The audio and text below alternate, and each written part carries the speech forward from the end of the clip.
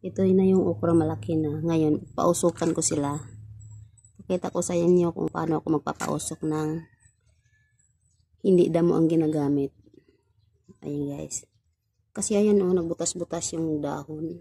Ayun o, malaki na sila. Ayan o. Malaki na, malalaki na sila. Tapos ayan guys. Ayan. Papausukan ko silang lahat.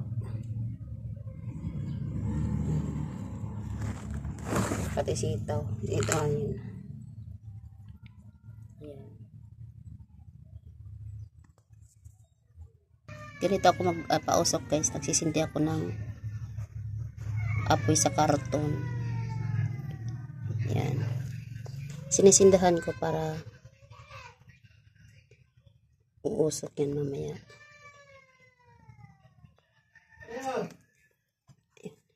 Ayan. Pero tinatanggal ko rin ayun.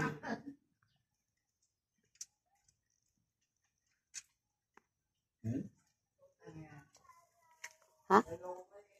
Wala, video ko sa halaman.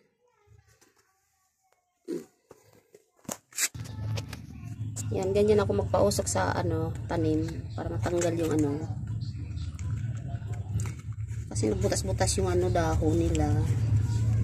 Kaya gagawa ko ng paraan kung paano ko sila maalis. Dahil wala naman tayong pang-spray para sa mga insekto. Ganito na lang. Yan. Yan, yan yung ginagawa ko para tanggal yung yung gamo-gamo.